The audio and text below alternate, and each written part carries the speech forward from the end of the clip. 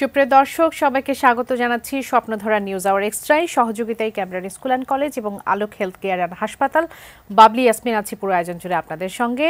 আজ আমার নির্ধারিত বিষয় নির্বাচন নিয়ে, জাতীয় নির্বাচন, স্থানীয় নির্বাচন, এই বিষয়গুলো নিয়ে আজ আলোচনা করব। আমার নির্ধারিত বিষয় জানিয়ে দিই, সংসদ নাকি স্থানীয় সরকার, কোনটা আগে, এই বিষয় নিয়ে আজ আমি আলোচনা করব। স্টুডিওতে উপস্থিত আছেন সাবেক সচিব আবু আলম মোহাম্মদ শহীদ খান, স্বাগত জানাচ্ছি এই আয়োজনে।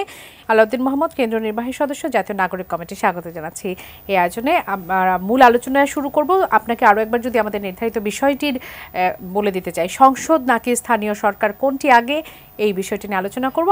আপনারা চাচ্ছেন স্থানীয় সরকার নির্বাচন আগে হোক, বিএনপি সহ মিত্র জোট যারা আছে তারা চাচ্ছে যে জাতীয় নির্বাচন আগে হোক এবং নির্বাচিত সরকার সিদ্ধান্ত নিয়ে স্থানীয় পর্যায়ে নির্বাচন আসলে কখন হবে, কিভাবে হবে, এই বিষয়গুলো নিয়ে নানান মত দ্বিমত তৈরি হয়েছে।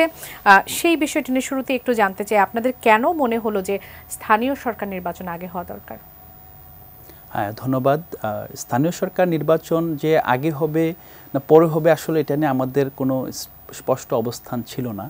মূল বিষয়টা হলো যে বর্তমান সরকার যে সংস্কার কমিশনগুলো গঠন করেছে, আপনি জানেন যে বাংলাদেশে যেই স্থানীয় সরকার ব্যবস্থাটা আছে, এটা কিন্তু এখন পর্যন্ত কোনো স্টেবল স্থানীয় সরকার ব্যবস্থা না। আমরা যদি একেবারে ব্রিটিশ থেকেই দেখি যে ব্রিটিশ শাসন আমলে এখানে যেটা হয়েছে যে ব্রিটিশরা এখানে স্থানীয় সরকারকে একভাবে তৈরি করেছে, যেটা তাদের দেশের ইন্টারনাল স্থানীয় সরকারে যে ডেমোক্রেসিটা নিশ্চিত করেছিল, তারা কিন্তু এখানকার বাংলাদেশে অথবা আমরা যদি বলি তখনকার মানে ব্রিটিশ ইন্ডিয়াতে যে শাসন কাঠামো করেছিল, ওটা মূলত লোকাল পর্যায়ে ডেমোক্রেসিকে নিশ্চিত করেনি। মূলত সেখানে তারা সুবিধাভোগী শ্রেণী তৈরি করে শাসনটাকে নিশ্চিত করাটাই ছিল তখনকার স্থানীয় সরকারের উদ্দেশ্য। তারপর আমরা যখন দেখি যে দেশ ভাগের পর 47-এর পর আমরা পাকিস্তান পিরিয়ডে যখন আসি, পাকিস্তানে কিন্তু মূলত একটা সাংবিধানিক ক্রাইসিস ছিল শুরু থেকেই।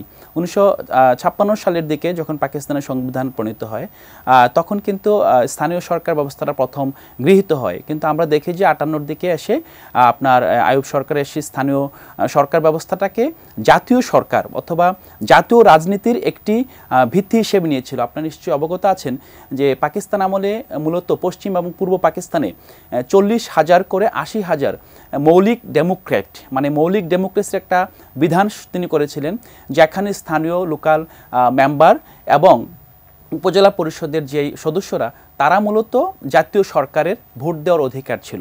তো তখন থেকে আমরা দেখি যে স্থানীয় সরকারটা এমন একটা অবস্থায় চলে গিয়েছে যে স্থানীয় সরকারটাকে করে ফেলে হয়েছে আপনার জাতীয় রাজনীতির অথবা জাতীয় সরকার প্রতিষ্ঠার অনেকটা আপনার চায়নার কমিউনিস্ট মডেলের মতো। হ্যাঁ, এখন বাংলাদেশ যখন প্রতিষ্ঠিত হলো, সেই বাংলাদেশে আমরা 72-এর সংবিধানে কিন্তু স্থানীয় সরকার এবং 4 স্তরের স্থানীয় সরকারের কথা স্বীকৃতি দেওয়া হয়েছিল। কিন্তু 73-এ যখন নির্বাচন হয়, তখন আমরা দেখি যে শুধু ইউনিয়ন পরিষদ নির্বাচন হয়েছে, আর কোনো নির্বাচন হয়নি।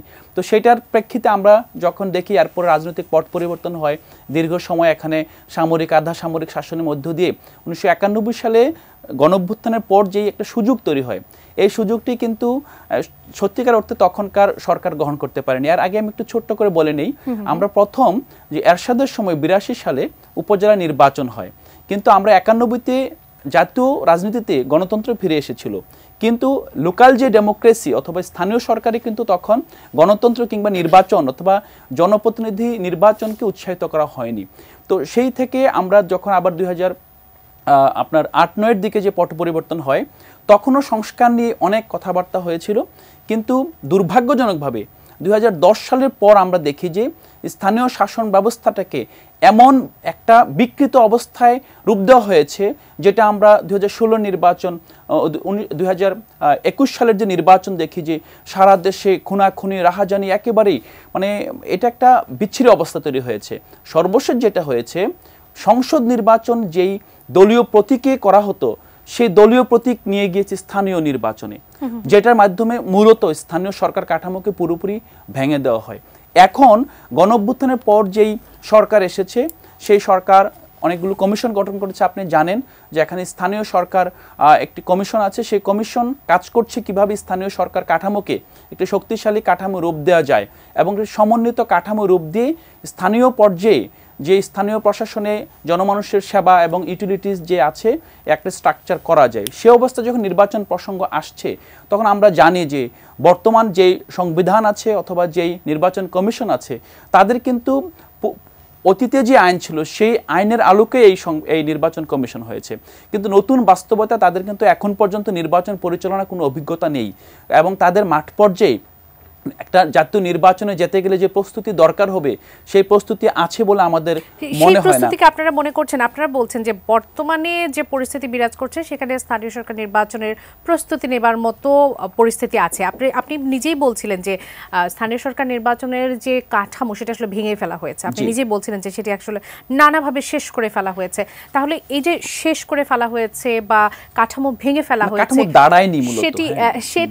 সেটি আসলে সংস্কার করে স্থানীয় নির্বাচন দেবার মতো পরিস্থিতি এখন আছে, এটি আসলে কেন মনে করছেন সেটি নিয়ে ছোট করে যদি একটু জানতে চাই। হ্যাঁ, মূলত দেখেন এখানে আমরা এটা ডিসাইসিভলি বলছি না যে এখনো নির্বাচন করার মতো পরিস্থিতি আছে, তবে আমাদের বিষয়টা হলো যদি আপেক্ষিকতা চিন্তা করি যে জাতি যদি এখন জাতীয় নির্বাচনের জন্য প্রস্তুত হয় তাহলে নিশ্চয়ই স্থানীয় নির্বাচনের জন্য তার আগে প্রস্তুত।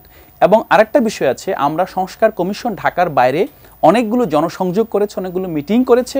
সংস্কার কমিশনের প্রধানের মাধ্যমে যেই বার্তাটা এসেছে যে জনগণ ঢাকার বাইরের শহরের বাইরের জনগণ দ্রুত স্থানীয় সরকার নির্বাচন চায়। কেন চায় সেটা মূল বিষয়টা হলো আমরা আগেও দেখেছি যে স্থানীয় সরকারের যেই ছোট ছোট সেবা, জন্ম নিবন্ধন সনদ, মৃত্যু সনদ, বিদেশ থেকে একজন মৃতদেহ এসেছে এয়ারপোর্টে পড়ে আছে, কিংবা আমরা যদি বলি পুলিশ ক্লিয়ারেন্স ভেরিফিকেশন, অনেকগুলো সার্ভিস আটকে গিয়েছে। তো এখন এই সার্ভিসগুলোকে আসলে এখন আমরা কিভাবে অ্যাড্রেস করব? মূলত ওই জায়গা থেকে আমরা বলেছি ওই জায়গা থেকে আপনারা মনে করছেন যে অবশ্যই জাতীয় নির্বাচনের আগে স্থানীয় সরকার নির্বাচন শুরু হতে পারে, এমন না যে আমাদের জাতীয় নির্বাচনের আগে স্থানীয় সরকার নির্বাচন শেষ করতে হবে। তবে একটু যদি আমাকে সময় দেন আমি একটা ছোট্ট একটা বিষয় বলে দিই এর মধ্যে দিয়ে। আরেকটা বড় বিষয় হলো যে আমরা দেখেছি যে সবসময় আমরা সারা বছরই ডিসেন্ট্রালাইজেশন, বিকেন্দ্রীকরণ বলে থাকি।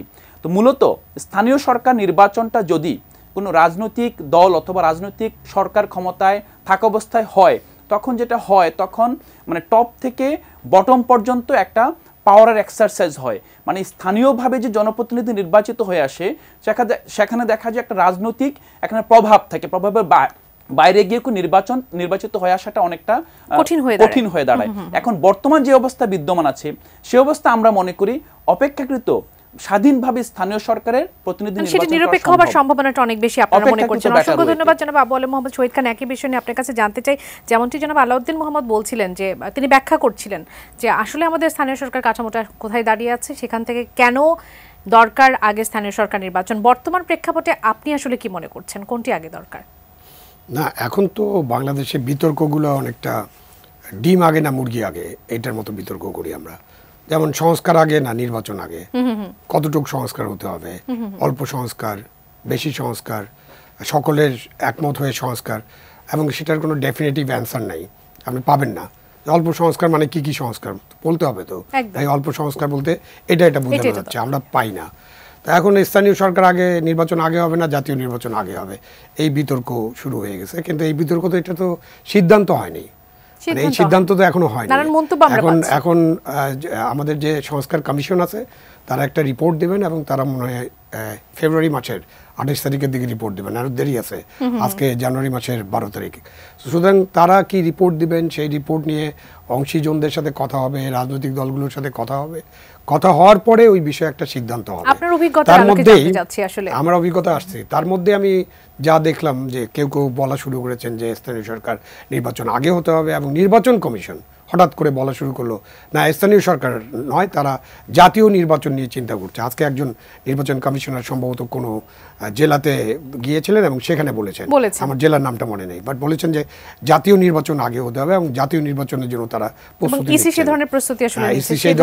নিচ্ছে।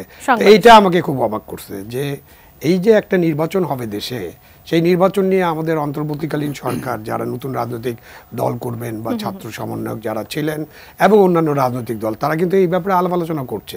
নির্বাচনের একটা রোড ম্যাপ নিয়ে আলোচনা হচ্ছে, এখনো কোনো সিদ্ধান্ত হয়নি। বাট হঠাৎ করে নির্বাচন কমিশনার কেন এই কথাটা বলবেন এবং এটা তার বলার প্রয়োজন আছে কিনা আমি বুঝতে পারছি না। তিনি আরো ভালো ব্যাখ্যা দিতে পারবেন।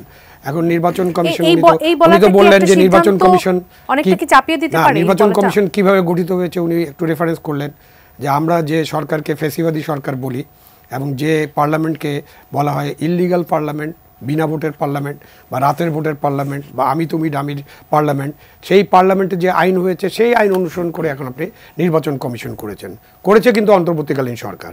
সুতরাং এটারও একটা খোলাসা হতে হবে যে তারা যদি নির্বাচন কমিশন সংস্কার করতে চান তাহলে সংস্কার করার আগে, একটা আইন করার আগে তারা কেন নির্বাচন কমিশন গঠন করলেন এবং এখন নির্বাচন কমিশন পুরানো নিয়মে পুরানো আইনে, যে আইনটা আমরা কেউ মানি না, মানে এখন যারা আছেন মানে একটা সরকার যে চলে গেছে তারা ছাড়া কেউ মানে না। তো এখন ওনারা নানান কথা বলছেন। এখানে জনগণের কথা আপনি ভাবতে পারেন যে জনগণ কী চায়। উনি যেটা বললেন যে আমাদের সংস্কার কমিশনের চেয়ারম্যান এবং তার টিম বিভিন্ন জায়গায় আলাপ আলোচনা করতে গেছে। আসলে জনগণ মানে কারা?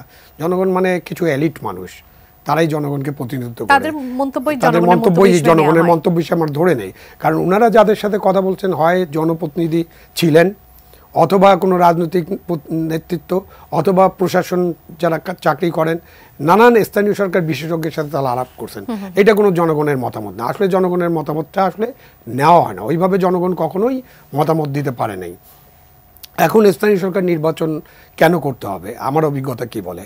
আমার অভিজ্ঞতা কমপ্লিটলি ক্লিয়ার যে স্থানীয় সরকার ব্যবস্থাটাকে বিভিন্ন সময় এই যারা শাসক দল, বিশেষ করে যারা তৃতীয় শক্তি, সেনাবাহিনী যখন ক্ষমতায় আসে, যেমন আইয়ুব খান সাহেবের কথা উনি রেফারেন্স করেছেন, বেসিক ডেমোক্রেসি, ওই যে 80,000 ফেরেস্তা ছিল, ওই পাশে 40,000 এই পাশে 40,000, তাদের মাধ্যমে প্রেসিডেন্ট নির্বাচিত হবেন।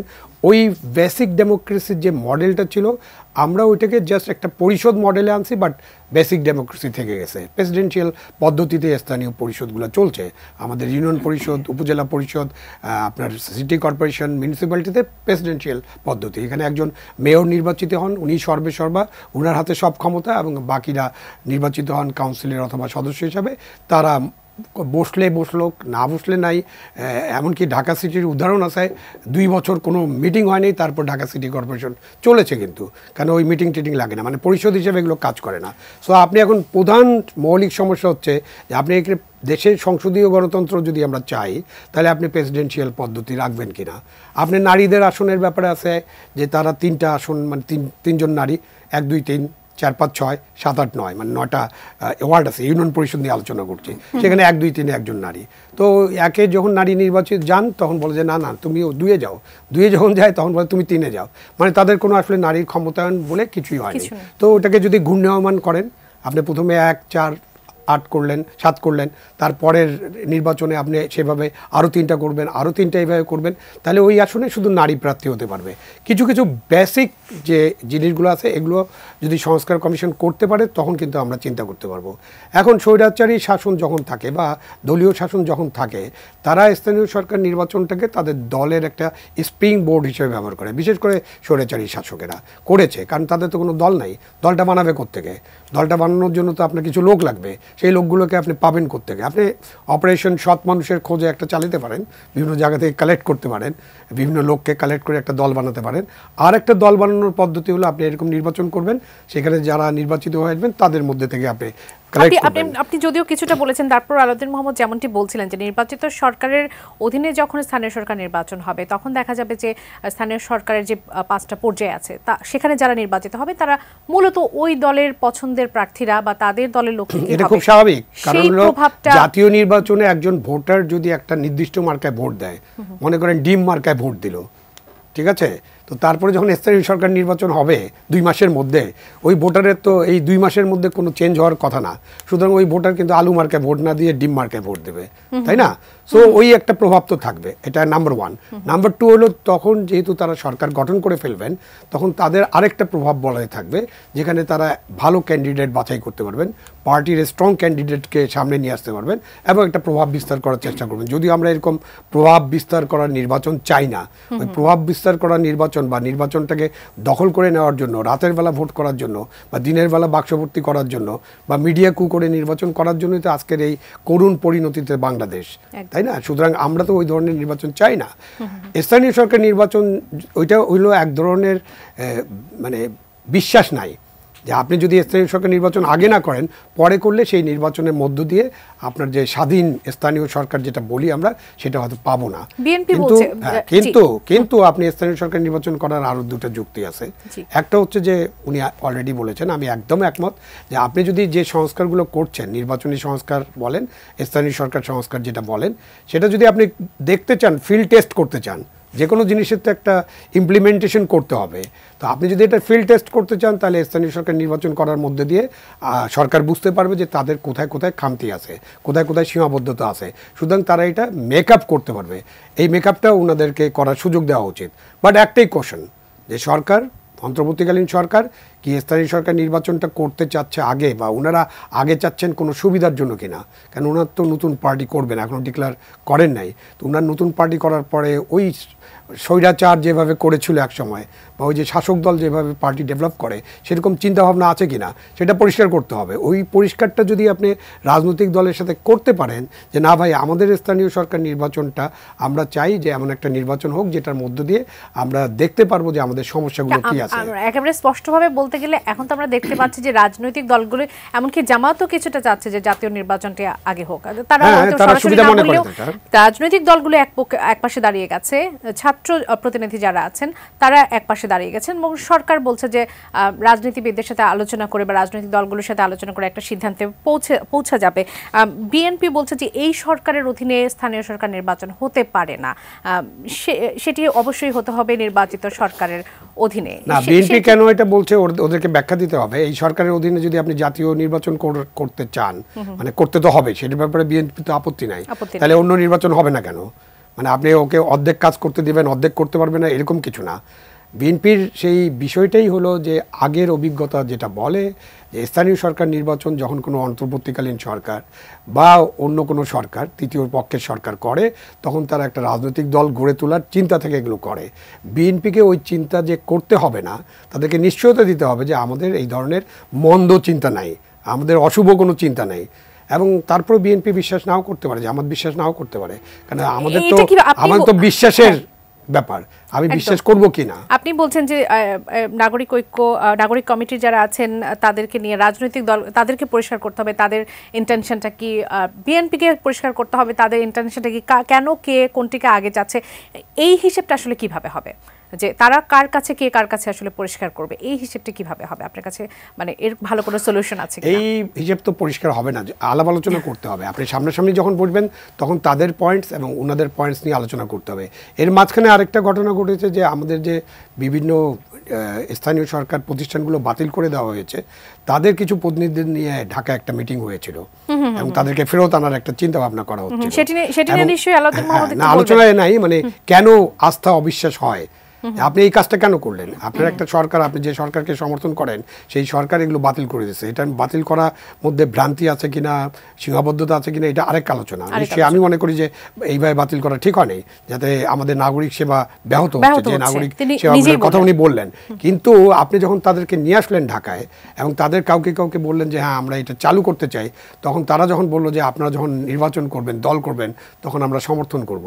তো সেই জায়গা থেকেই তো বিশ্বাসের সেই বিষয়টাকে একটু পরিষ্কার করবেন আলাউদ্দিন মোহাম্মদ, এটি কেন হলো? হ্যাঁ, মূলত যেই ঘটনাটির রেফারেন্স আমার সহ অতিথি দিচ্ছেন, এটি একটি স্বতন্ত্র, তাদের যারা কাউন্সিলর, বাদপড়া কাউন্সিলর, তাদের একটা সংগঠন, তারা একটা প্রোগ্রাম করেছিল। সেখানে শুধু স্বতন্ত্র যারা ছিলেন তাদের নিয়ে এই সব না, আমি বলছি স্বতন্ত্র বলতে ইন্ডিপেন্ডেন্ট, মানে যেটা বলছিলেন যে আমরা নিয়ে এসেছি, ব্যাপারটা এরকম না। ব্যাপারটা হলো একই প্রোগ্রামে নুরুল হক নূর ছিল, ব্যারিস্টার ফুয়াদ আসাদুল্লাহ ছিলেন, এবং আমাদের কেন্দ্রীয় নেতৃবৃন্দের মধ্যে নাসিরউদ্দিন পাটোয়ারি এবং খুব সম্ভবত সার্জিস আলমও ছিলেন। তো এইটা তারা দাওয়াতপ্রাপ্ত হয়ে গিয়েছেন, এবং স্বাভাবিকভাবেই নতুন রাজনৈতিক দল গঠনের প্রক্রিয়ায় আমরা তো জনগণের কাছে যাচ্ছি। তো যেহেতু তারা নির্বাচিত জনপ্রতিনিধি ছিলেন, হ্যাঁ, এবং তারা এখন অপসারিত, যেহেতু এখন প্রোগ্রামে গিয়েছেন, তিনি তাদের মানে ভবিষ্যতে দল গঠনে তাদের সহযোগিতা চেয়েছেন। হ্যাঁ, এখন সহযোগিতাটা পাবলিকলি চাওয়া পলিটিক্যালি কতটা কারেক্ট এটা নিয়ে কথা হতে পারে, বাট আমি সহযোগিতা চাওয়ার মধ্যে কোনো খারাপ কিছু দেখি না, ইভেন খারাপ কোনো ইন্টেনশনও দেখি না। কিন্তু কাদের কাছে চাচ্ছেন সেই প্রশ্নটি তো চলে আসে। কাদের কাছে চাচ্ছেন? যারা এখানে সমাবেশ করার অধিকার রাখে বাংলাদেশে, যারা এই ফেসিবাদ মুক্ত বাংলাদেশে সভা সমাবেশ করার অধিকার রাখে, তারা তাদের এলাকায় যারা জনপ্রতিনিধি, যারা মানে ফেসিবাদের দোসর নয়, তাদের সাথে তো আপনি তাদের কাছে যে কোনো কিছু চেতে পারেন। কিন্তু এটা হলো যে পলিটিক্যাল কারেক্টনেসের প্রশ্ন। দ্বিতীয় কথা হলো যেই কারণে এই বিষয়টা আসছে, যেটা উনি বারবার বলছিলেন যে মানে নতুন রাজনৈতিক শক্তিকে মূলত এটা উনি যেটা বুঝাতে চাচ্ছেন আস্থায় আনতে হবে, হ্যাঁ, অন্য দলগুলোকে আস্থায় আনার ব্যাপারটা, এটা আমরাও বিশ্বাস করি। জাতীয় ঐক্যমত্য দরকার, যে কোনো বড় সিদ্ধান্তে একটা ঐক্যমত্য ছাড়া আসলে এটা সিদ্ধান্ত নিলে পরবর্তীতে এটার ইয়াটা বেশি হয়। কিন্তু বিষয়টা হলো যে অ্যাকচুয়ালি কি, যে সরকারে আমাদের ছাত্রদের 2-3 জন প্রতিনিধি আছে মানে কি পুরো সরকারটা আমাদের? এটা কিন্তু একটা বড় প্রশ্ন, যে এটা কিন্তু আমাদের সরকার না। আমরা বলি যে সরকার তো বলে যে সরকার আপনাদের সরকার, সরকার আমরা বসিয়েছি সেটা বলে, কিন্তু সরকার আমাদের না। আমরা দেখেন, সরকার যদি আমাদের হতো তাহলে আমরা যে রাষ্ট্রপতি অপসারণ প্রশ্নে আমরা কেন সরকারকে কনভিন্স করতে পারিনি, আমরা বিচারপতি অপসারণ প্রশ্নে সরকারকে কনভিন্স করতে পারিনি, আমরা বিপ্লবের ঘোষণাপত্র দিতে গিয়ে আমরা সরকারকে কনভিন্স করতে পারিনি। মূলত আমাদের অবস্থানটা কিন্তু আপনি যদি ভালোভাবে গভর্নমেন্টের স্ট্রাকচার দেখবেন, আমাদের যে 3 জন ছাত্র প্রতিনিধি তারা গভর্নমেন্টের মধ্যে প্রেসার গ্রুপ হিসেবে আছে, তারা সর্ট অফ বিরোধী দলের ভূমিকা সেখানে পালন করছে। সো আমরা যেটা অতীতে যেই কোনো গভর্নমেন্ট এসে কিংস পার্টি গঠন করবে, যে তর্কটা বারবার আসছে, এখন আমরা তো আসলে কিংস নই, বরং আমরা অনেক সময় দুষ্টুমি করে বলি আমাদের কয়েকজন প্রিন্স আছে, কিন্তু কিংস তো আমাদের না আসলে। তো এই যে আমাদের যেই কিং আমাদের না, সেখানে আসলে তাদের কাছ থেকে আমরা কোনো দাবি দেয়, ইভেন আপনারা জানেন যে আহত এবং যে শহীদ পরিবার আছে তাদেরকে আহতদের সুচিকিৎসা এবং শহীদ পরিবারের পুনর্বাসন প্রশ্নে আমাদের ছাত্ররা যারা এখানে যুক্ত আছে, আপনার বৈষম্যবিরোধী ছাত্র আন্দোলনের স্বাস্থ্য উপকমিটি এবং জুলাই স্মৃতি ফাউন্ডেশনে যারা ছাত্রদের থেকে যারা গিয়েছে, তারা গভর্নমেন্টের কাছে এবং তার আমলাতন্ত্রের কাছে দেন দরবার করে অসহায় অবস্থায় আছে। বিরতির এবার সময় হয়ে গেছে, একটু প্রশ্ন রেখে যায়, সেটি হচ্ছে যে বাংলাদেশের জন্য যদি আপনারা কোনো সিদ্ধান্ত নিতে চান বা আপনারা কোনো রাজনৈতিক দল গঠন করতে চান এবং অন্তর্বর্তীকালীন সরকারের সময়ে যদি আপনারা নির্বাচন নিয়ে কোনো সিদ্ধান্তের কথা বলতে চান, সেক্ষেত্রে তো আপনাদের ঐক্যমত্যে আসতে হবে, বিশেষ করে বসতে হবে, রাজনৈতিক দলগুলোর সঙ্গে বসতে হবে, তাদের সাথে যেমনটি জনাব আবুল মোহাম্মদ শহীদ খান বলছিলেন যে প্রত্যেকের যায় অবস্থান পরিষ্কার করতে হবে, সেটি নিয়ে আপনাদের চিন্তাভাবনা জানতে চাবো। একজন দর্শক আছেন আমাদের সঙ্গে। দর্শক, স্বাগত জানাচ্ছি নিউজ আওয়ার এক্সট্রায়। কে বলছেন, কোথা থেকে বলছেন, আপনার প্রশ্নটি করবেন। আমি বাগেরহাট থেকে বলছি, আমার নাম শেখ জাহিদ হোসেন। জি, আমি মনে করি যে সব নির্বাচন একদিনে হবে, এবং সেটা ইউনিয়ন পরিষদের থেকে শুরু করে স্থানীয় সরকার, তারপরে আপনার জাতীয় নির্বাচন, এটা যদি একসাথে হয়, সেক্ষেত্রে দেখা যাচ্ছে যারা নির্বাচনে প্রভাব সৃষ্টি করে এরা কোনো না কোনোভাবে কোনো না কোনো জায়গায় আটকা পড়ে যায়। পাড়ার নির্বাচনের বৈষম্য যেটা, এটা অনেকখানি এমনি দূর হয়ে যাবে। এজন্যই যত নির্বাচন হওয়া দরকার, যে সমস্ত নির্বাচন গণের ভোটে হবে, সেই সমস্ত নির্বাচন একদিনে দেওয়া। অসংখ্য ধন্যবাদ। আপনি থাকুন আমাদের সঙ্গে, আমরা বিরতির পরে এসে আপনার প্রশ্নের উত্তর নিব। আরো একজন দর্শক আছেন, তার প্রশ্নটি একটু নিয়ে যেতে চাই বিরতিতে যাবার আগে। দর্শক, স্বাগত জানাই আয়োজনে। কে বলছেন, কোথা থেকে বলছেন, আপনার প্রশ্নটি করবেন। আচ্ছা, আমি লালমাটিয়া থেকে বলছি, আমার নাম স্বপন কুমার সরকার। জি, আমার প্রশ্ন হলো যে আমরা লোকাল গভর্নমেন্ট ইলেকশন আগে করব না সেন্ট্রাল গভর্নমেন্ট ইলেকশন আগে করব?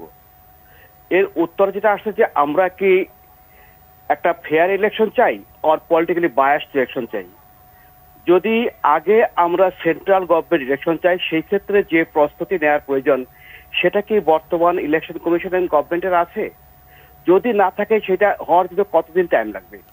অ্যান্ড নাম্বার 2, সেন্ট্রাল গভর্নমেন্ট যখন ইলেকশনটা হবে, এরপরে যদি লোকাল গভর্নমেন্ট ইলেকশন হয়, লোকাল গভর্নমেন্ট ইলেকশনে যারা ওই রুলিং পার্টির সাপোর্টার থাকবে তাদের প্রভাব কি ইলেকশনের উপর একটু বেশি হবে না? সেই ক্ষেত্রে কি লোকাল গভর্নমেন্ট ইলেকশনটা এফেক্টেড হবে না? অন দ্য আদার হ্যান্ড, আমরা যে লোকাল গভর্নমেন্ট ইলেকশনটা আগে নেই, সেই ক্ষেত্রে পলিটিক্যাল যে প্রভাবটা সেটা কম হবে এবং comparatively better people will be elected, যারা আমরা এক্সপেক্ট করতে পারি। এবং সেই ক্ষেত্রে সেন্ট্রাল গভর্নমেন্ট যে ইলেকশন, যার দিকে লোকালি ইলেক্টেড পিপল হবে, তাদের পক্ষে আমাদের ইন্টারিম গভর্নমেন্টকে হেল্প করা সম্ভব হবে to have a free and fair election অসংখ্য ধন্যবাদ। দুজন দর্শক আমাদের সঙ্গে ছিলেন, দুটি প্রশ্ন করেছেন, সেই প্রশ্নের উত্তরগুলো নিয়ে একটু শুরু করতে চাই।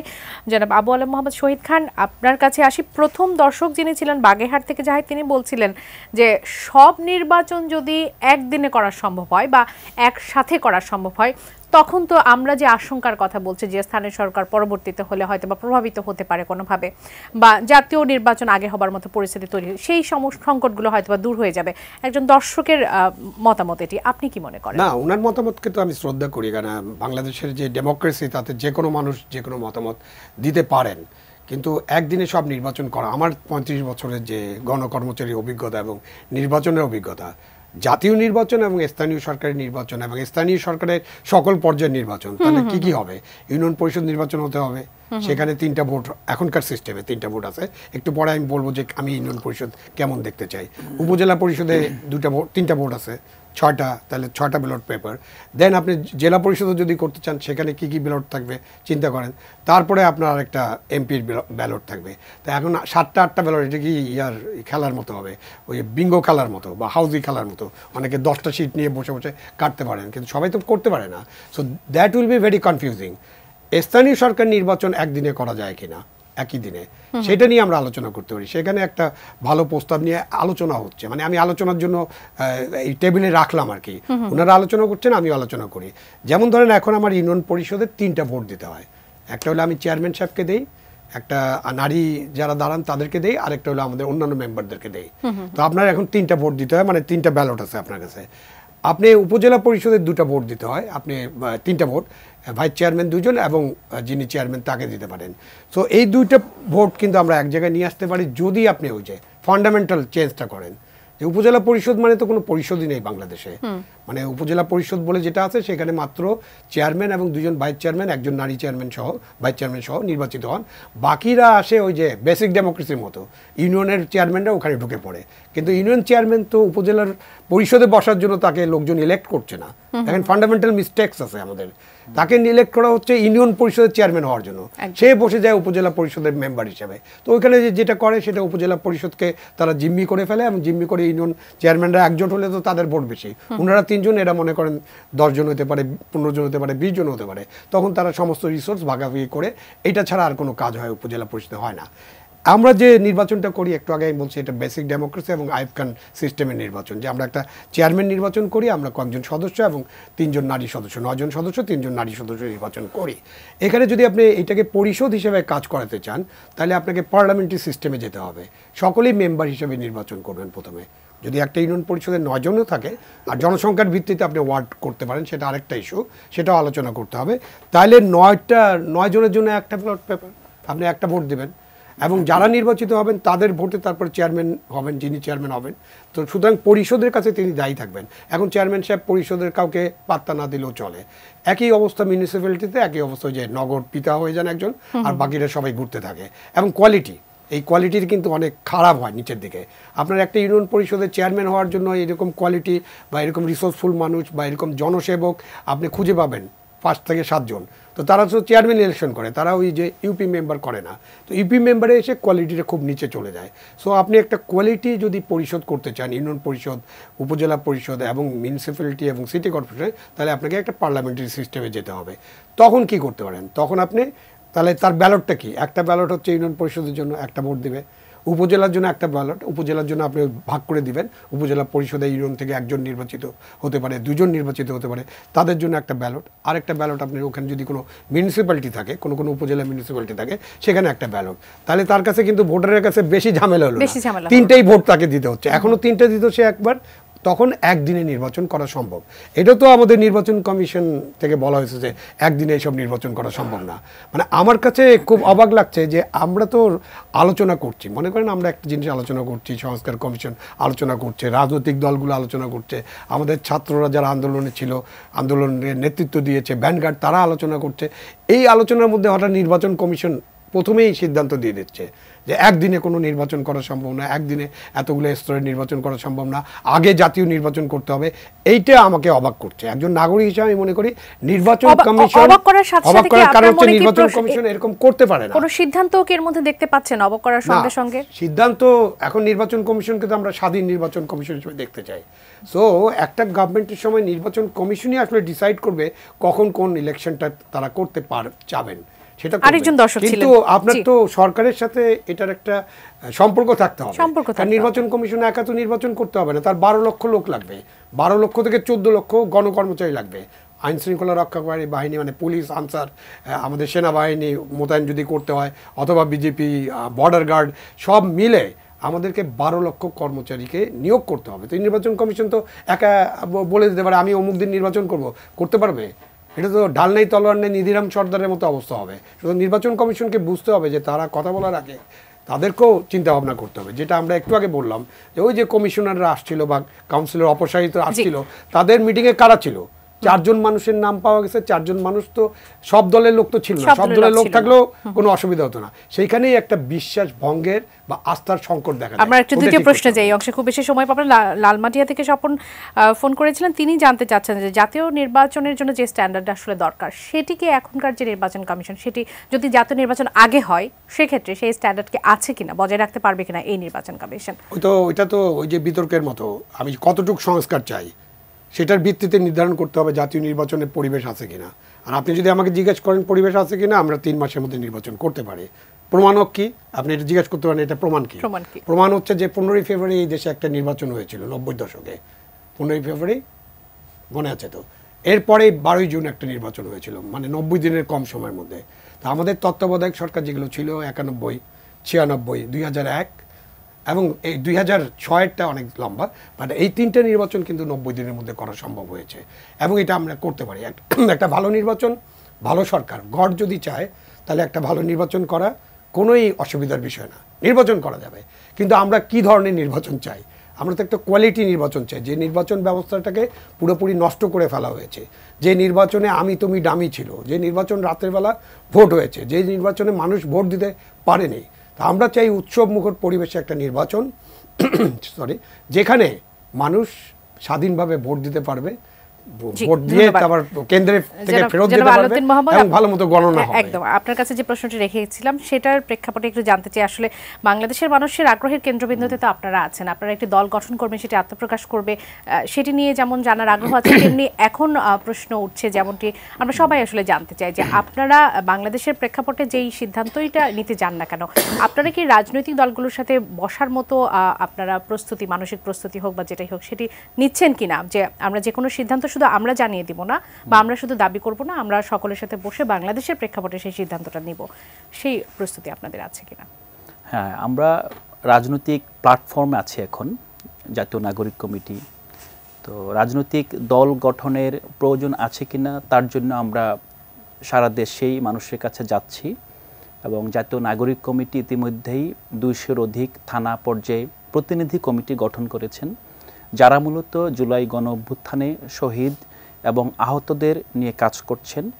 তারপর আমরা যে দাবিটা করছি যে আমাদের ইতিমধ্যেই যে সংবিধান বাতিল হয়ে গিয়েছে গণঅভ্যুত্থানের মাধ্যমে, সেই সংবিধান এখন যে সংস্কার কমিশন যে প্রস্তাবনা নিয়ে আসছে সেগুলোর আলোকে একটি গণপরিষদ নির্বাচনের মাধ্যমে নতুন একটি সংবিধান রচনা করা, সেটার দাবি নিয়ে আমরা জনগণের কাছে যাচ্ছি। তার প্রেক্ষিতে যেটা আমাদের কাছে এখন মনে হচ্ছে যে জনগণ সত্যিকার অর্থে দেশে একটি নতুন রাজনৈতিক শক্তির উত্থান চায়। সেই যে শক্তির উত্থান চায় এবং গণঅভ্যুত্থানের মাধ্যমে যেই তরুণ, বিশেষত তরুণ জনগোষ্ঠী রাজনৈতিকভাবে তৈরি হয়েছে এবং যারা আসলে ইতিমধ্যেই প্রমাণ করেছে যে আসলে দেশপ্রেমের প্রশ্নে, দেশের ক্রান্তিকালের প্রশ্নে তারা একটি যুগ সন্ধিক্ষণের দায়িত্ব পালন করেছে, সেই শক্তিটা রাজনৈতিক নেতৃত্বে আসুক, এইটাও জনগণ চায়। তো সেই চাওয়ার প্রেক্ষিতে আমরা রাজনৈতিক দলের জন্য যেই গঠনতন্ত্র এবং দলের যেই প্রাথমিক যেই পদক্ষেপগুলো সেগুলো আমরা নিচ্ছি।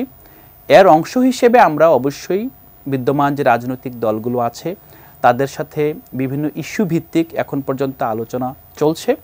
হয়তোবা দল গঠনের আগে আমরা আমাদের ডেমোক্রেটিক ওয়েতে আমরা যেভাবে গঠনতন্ত্র ঠিক করব, একই সাথে আমরা একটা কালেকটিভ ওয়েতে আমরা কিভাবে বাকি দলগুলোকে অ্যাপ্রোচ করা যায়। তাদেরকে, যেহেতু আপনি রাজনৈতিক মাঠে যখন থাকবেন তখন তারা আপনার সহকর্মী, তারা বিভিন্ন দলের, বাট একই লক্ষ্য এবং উদ্দেশ্যকে কেন্দ্র করে এবং একই, যদি আমরা বলি যে গঠনতন্ত্র, একটা রাষ্ট্রীয় গঠনতন্ত্র, তার আলোকেই তারা নির্বাচনে যাবে, বিভিন্ন রাজনৈতিক কর্মসূচি করবে। সো তাদের নিজেদের মধ্যকার বোঝাপড়াটা খুবই গুরুত্বপূর্ণ এবং আমরা মনে করি, এবং শুধু মনে করি না, আপনারা জানেন বাংলাদেশের এখন সবচেয়ে বৃহত্তম যে দল, সেটির চেয়ারম্যান ইতিমধ্যেই বেশ কয়েকবার নতুন রাজনৈতিক শক্তির উত্থানকে স্বাগত জানিয়েছেন এবং উনি তার নেতাকর্মীদেরকে নতুন রাজনৈতিক শক্তির উত্থানে কোনো ধরনের বাধা যাতে সৃষ্টি না করা হয় তার জন্য তিনি বার্তা দিয়েছেন।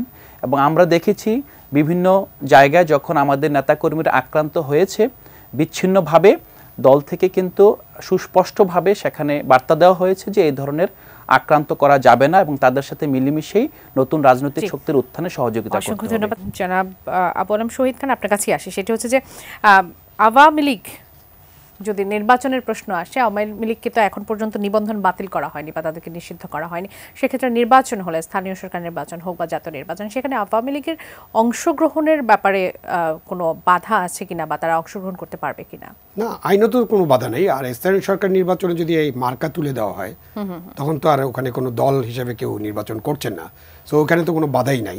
মার্কাটা তুলে দেওয়া হবে এটা মোটামুটি নিশ্চিত আমি, যে ওটার অনেক সমালোচনা হয়েছে এবং ওটা না থাকাই ভালো। আর জাতীয় নির্বাচন বা সংসদ নির্বাচনে আওয়ামী লীগ নিষিদ্ধ না হলে তো তারা পার্টিসিপেট করতেই পারে। আওয়ামী লীগ পার্টিসিপেট করবে কিনা সেটা আওয়ামী লীগ ভালোভাবে আনসার দিতে পারবে। আমি আওয়ামী লীগের পক্ষে কোনো আনসার দিতে পারবো না, কেন ওনারা কি করবেন, পরিস্থিতি কেমন হবে তার উপরে ওনারা সিদ্ধান্ত নেবেন। তবে আমি মনে করি যে কোনো রাজনীতিতে কোনো দলকে নিষিদ্ধ করা এবং কোনো দলকে বা কোনো গোষ্ঠীকে, রাজনৈতিক গোষ্ঠীকে নির্মূল করার যে চেষ্টা, সেটা কোনো সময় সাকসেসফুল হয়, সফল হয়। জামাতে ইসলামী তার একটা বড় প্রমাণ এবং পৃথিবীর দেশে দেশে এরকম প্রমাণও আছে। সুতরাং আমি মনে করি যে আপনি সকলকেই রাজনীতি করার সুযোগ দেন, শত ফুল ফুটতে থাকুক, জনগণ ডিসাইড করবে যে কাকে তারা বাদ দিয়ে দেবে। আপনি মুসলিম লীগ নামে একটা দল ছিল না 1947-এ ভারত ভাগের পরে যে পাকিস্তান সৃষ্টি, ওই দলের হাত দিয়ে সৃষ্টি হয়েছে। আমার দাদারা ওই দল করতেন, তাই না? লড়কে লেঙ্গে পাকিস্তান করেছেন। তো তারপরে ওই দলটা তো 54 সালেই মুখ থুবড়ে পড়েছে নানান অসুবিধার কারণে। তারপরে তো ওই দলের কোনো খবরই নাই। এখন বাংলাদেশে ওই দলকে আপনি খুঁজে পাবেন না কোথাও, বক্স ওয়াগন পার্টি হয়ে গেছে। ওইটাই হলো পদ্ধতি। একটু আসে, যেহেতু এই অংশে একেবারে সময় নেই, সেটি হচ্ছে যে প্রবাসী ভোটার যারা আছেন তাদেরকে নিয়ে নানা ধরনের আসলে বিষয় সামনে এসে দাঁড়াচ্ছে, যে কেননা এবারে তাদের এই আন্দোলনে তাদের একটা ভূমিকা ছিল, অনেক বড় একটি ভূমিকা ছিল রেমিটেন্স রিলেটেড ইস্যু থেকে যদি কথা বলে থাকি। বলা হচ্ছে যে অনেক প্রবাসীরা ইতিমধ্যে ভোটার হয়েছে, অনেককে আবার ভোটার করে নেবার যে বিষয়টি সেটি সামনে আসছে। এমনকি যদি তাদেরকে ভোটার করা হয় তাহলে তো তাদেরকে ভোট করতে দেবারও সুযোগ করে দিতে হবে। আপনার মতামত কি? আমরা এই গণঅভ্যুত্থানে যে প্রবাসীরা অংশগ্রহণ করেছিল, বিশেষ করে মধ্যপ্রাচ্যের দেশগুলোতে আমরা দেখেছি তারা ওখানকার যে স্থানীয় আইন আছে সে আইনের তোয়াক্কা না করে আবেগে পুরো বাংলাদেশপন্থী একটা অবস্থান নিয়েছিল এবং সেটার মাসুলও তাদেরকে দিতে হয়েছে। আমরা দেখেছি যে কিছু মানুষ জেলে গিয়েছে, বাট অনেকে চাকরি থেকে ছাঁটাই হয়েছে, যেটা আমাদের নলেজে আসছে পরবর্তীতে। তো এখন এই অবস্থায় আমরা গণঅভ্যুত্থানের পরপরই প্রবাসীদের ভোটাধিকার নিশ্চিত করার জন্য আমরা দাবি জানিয়েছি এবং আমরা মনে করি যে প্রবাসীরা, এটা বর্তমান যেই পৃথিবী, সেই পৃথিবীতে প্রবাসীদের ভোটাধিকার না থাকাটা বরং এটা তাদের প্রতি একটা জুলুম। আর একটা বিষয় হলো যে আপনি দেখেন যারা প্রবাসে যায় মূলত তারা কিন্তু বিভিন্নভাবে, যেহেতু এক দেশ থেকে আরেক দেশে যায়, তাদের চিন্তা ভাবনার অনেক পরিবর্তন হয় এবং তারা সেখানকার ব্যবস্থা দেখে তাদের মধ্যে একটা নতুনভাবে দেশকে সাজানোর আকাঙ্ক্ষা থাকে। সো আমরা যদি বলি যে গ্রামের যেই মানে প্রান্তিক জনগোষ্ঠীর মধ্যে যেই দেশ সচেতনতা অপেক্ষাকৃত, মানে এটা আসলে পরিস্থিতির কারণেই প্রবাসীদের মধ্যে সচেতনতা তার চেয়ে একটু বেশি। আমরা কিন্তু রাষ্ট্রের যেই নীতি নির্ধারণী এবং জনপ্রতিনিধিদের নির্বাচনের প্রক্রিয়ায় সেই প্রবাসীদের মূল্যবান মতামত থেকে বঞ্চিত হচ্ছি। এটা কিন্তু একটা ভ্যালিড কনসার্ন। এটা এমন না যে প্রবাসীদের ভোট কার বক্সে যাবে না, বাট মূলত প্রবাসীদেরকে মূলধারা যদি আমরা যুক্ত করতে না পারি তাহলে আমরা এজ এ ডায়াসপোরা সারা বিশ্বে যেভাবে বাংলাদেশিরা ছড়িয়ে পড়ছে, সে ছড়িয়ে পড়াটাকে আমরা মূলত একভাবে নিরুৎসাহিত করছি। কারণ বর্তমান পৃথিবীতে বাংলাদেশের মতো একটি মানে আয়তনে ছোট একটি দেশের এত সংখ্যক জনসংখ্যাকে স্কিল করে বাইরে পাঠিয়ে গ্লোবাল সিটিজেন বানানোর কোনো বিকল্প নেই। অসংখ্য ধন্যবাদ। এই বিষয়ে একটু জনাব শহীদ খান, আপনারা একটু মতামত নিবা। আপনার কাছে কি মনে হয় যে প্রবাসীদের ভোটাধিকার প্রয়োগ, ভোটাধিকার দেবার যে বিষয়টি বা তাদেরকে প্রার্থী করার যে বিষয়টি, সেটি আসলে আপনি কিভাবে দেখছেন? না, উনি যদি ভোটার হন তাহলে তো প্রার্থী হতে পারবেন। প্রার্থী হতেও কোনো বাধা নেই, ভোটার হতেও কোনো বাধা নেই, তাদেরকে ভোটার করা উচিত। আমি একদম কমপ্লিটলি একমত যে আমাদের যে প্রবাসীরা বাইরে আছেন এবং পৃথিবীর দেশে দেশে তো ভোট হচ্ছে, আমরা তো দেখছি আমেরিকান কত প্রবাসী বাইরে থেকে ভোট দেয়, তাই না? তো সুতরাং আপনার পোস্টাল ব্যালট সিস্টেম আছে, আপনি ব্যালট আগে পাঠাবেন, ব্যালটটা তারা পাঠিয়ে দিবে। এখন আমাদের অ্যাম্বাসিতে হয়তো ভোট গ্রহণের ব্যবস্থা করা যাবে না, বাট পোস্টাল ব্যালটের মাধ্যমে তারা ভোট দিতে পারবেন। এখানে একটাই জায়গায় কোশ্চেন আছে যে আপনি দ্বৈত নাগরিক যদি হন, আপনি আমেরিকান সিটিজেন বা আপনি ইউকের সিটিজেন বা অন্য কোনো দেশের সিটিজেন, তখন আপনি এখানে দাঁড়াতে পারবেন না, কারণ আমাদের কনস্টিটিউশন এটা অ্যালাউ করে না। তখন আপনি ভোটারও হবেন কিনা ওটাও একটা চিন্তা করতে হবে, সেটিও চিন্তায় নিতে হবে। এটা চিন্তা করে আমরা প্রবাসী যারা মিডল ইস্টের প্রবাসী, তো তারা নাগরিকত্ব পায় না বা ওই দেশের ওই সুবিধাটা নাই, সুতরাং তাদেরকে পুরোপুরি ভোটার করে ফেলা যায়। অসংখ্য ধন্যবাদ জনাব আবু আলম মোহাম্মদ শহীদ খান, ধন্যবাদ জনাব আলাউদ্দিন মোহাম্মদ আমাদের আয়োজনে যুক্ত হওয়ার জন্য। দর্শক, এতক্ষণ আপনারা যারা আমাদের সঙ্গে ছিলেন এই আলোচনায়, আগামী পর্ব দেখার আমন্ত্রণ জানিয়ে যেখান থেকে বিদায় নিচ্ছি। ধন্যবাদ সবাইকে, শুভরাত্রি।